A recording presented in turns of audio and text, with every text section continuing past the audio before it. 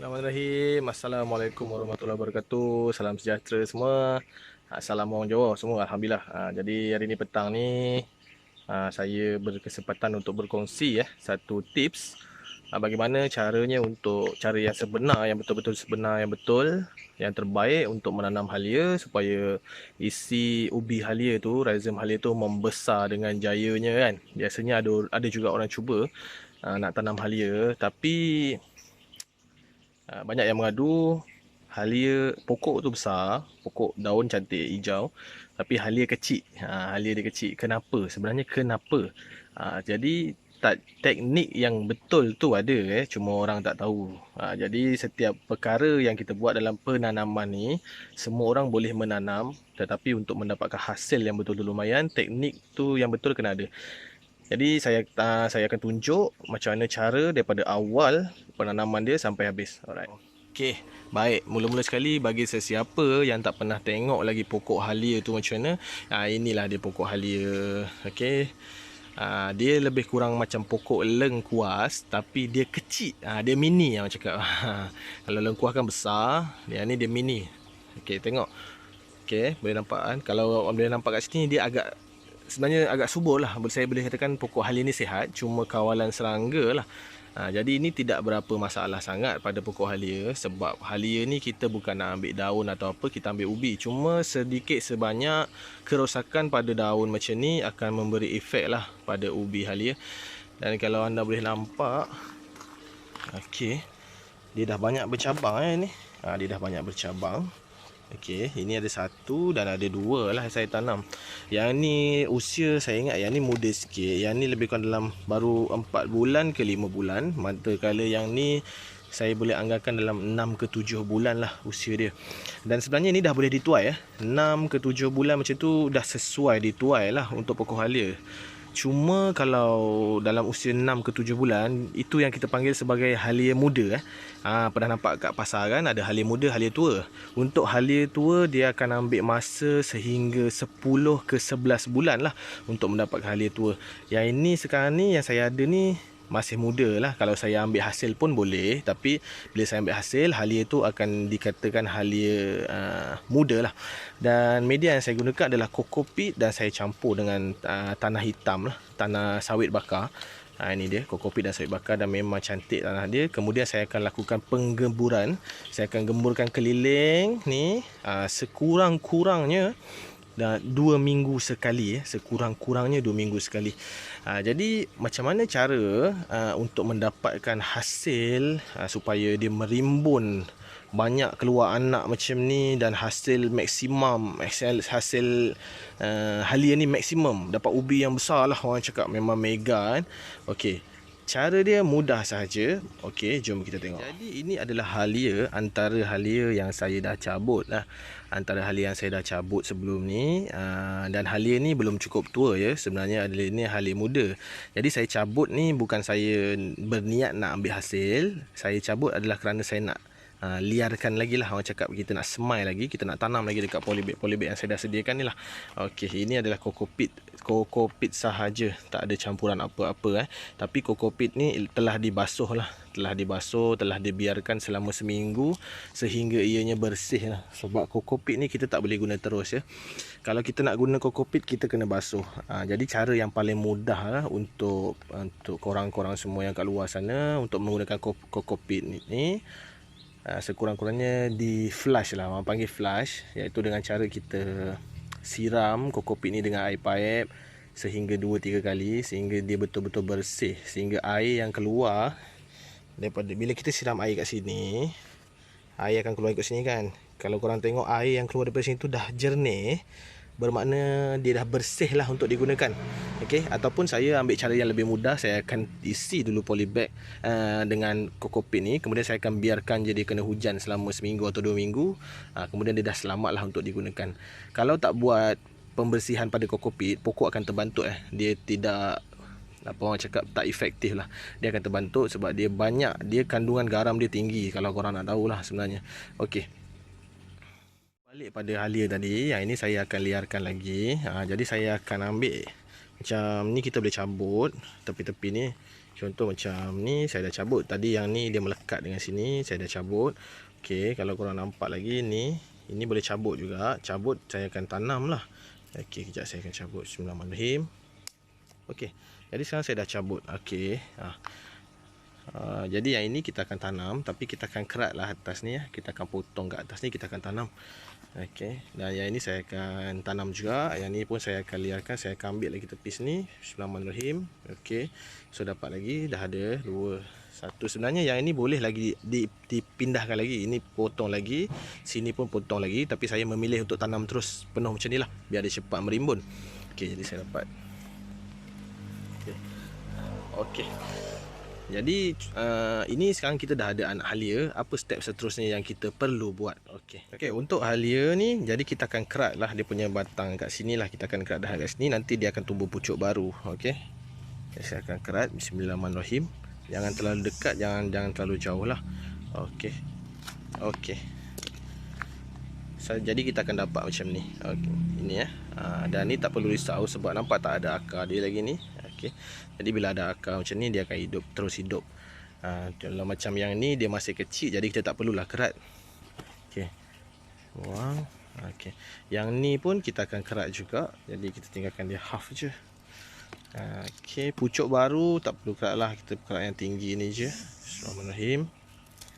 Okey, daun buang. Okey. Jadi kita akan dapat macam ni. Okey, senang saja kan? Alright, jom kita siapkan dia punya. Ni ada sikit ni, kita cabut lah. So seterusnya kita akan siapkan kita punya media tanaman. Jadi bila kita membahas tentang media tanaman yang paling sesuai untuk halia ni, saya boleh katakan semua jenis media tanaman amat sesuai untuk halia. Tapi hari ini saya akan gunakan media tanaman pilihan saya yang saya selalu gunakan lah untuk menanam pokok-pokok yang jenis ada rhizome ni, yang ada ubi dia. Contoh halia seperti kunyit ni adalah saya punya favourite lah, iaitu kokopit dicampur dengan tanah hitam bakar, tanah sawit bakar. Okey, ini kokopit yang telah saya cuci dan kemudian saya akan campurkan dengan tanah sawit bakar dengan nisbah 2-1 lah, iaitu kokopit 2 dan tanah sawit bakar 1, dan saya akan campur gaul rata macam ni. Dan juga saya ada campurkan dengan sedikit tahi kambing, jadi 3. Jadi dia punya nisbah dia adalah 2-1-1, 2 kokopit, 1 tahi kambing dan 1 tanah bakar. Okey, jadi apa yang saya buat, saya akan siapkan polybag. Okey, boleh guna juga polybag 20x20 atau 16x16, terpulang pada anda. Dan step yang pertama sekali, okey, isi tanah ni dalam polybag, tetapi ingat betul-betul tetapi jangan isi sampai penuh, cukup setengah saja. Okey, ini setengah tak penuh, ini setengah saja.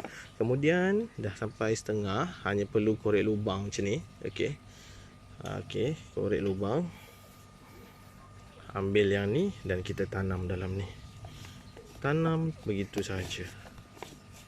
Okey,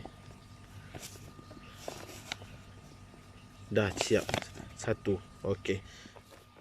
Okey, jadi mesti ramai tertanya-tanya kenapa saya letak tanah setengah sahaja dan bukan penuh. Jadi reason dia macam ni, ada sebab dia.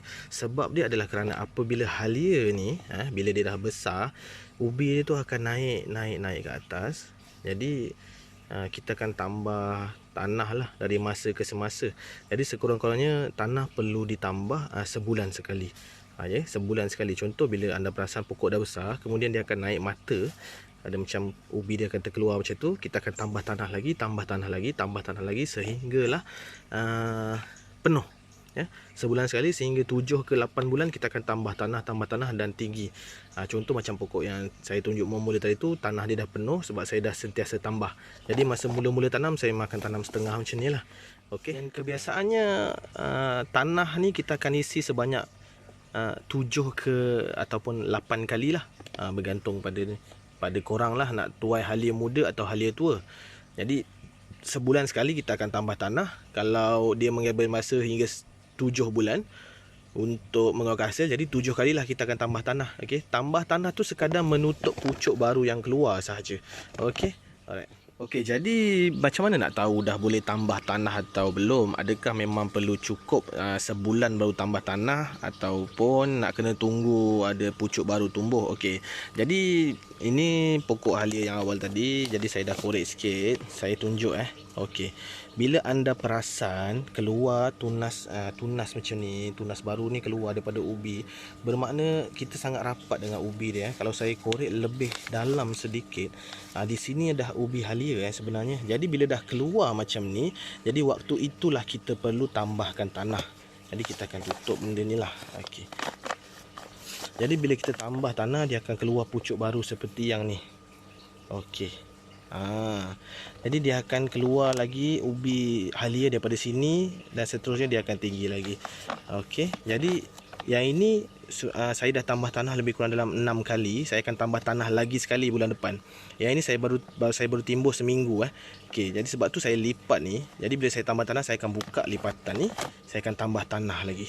Alright. Okey, faham ya? Jadi sebab tu kita dengan cara ini kita boleh dapat halia dengan hasil yang memang maksimum. Sebab kita tanam dalam polybag ya. Jadi bukan di bawah tanah terus. Kalau di bawah tanah terus tiada masalah.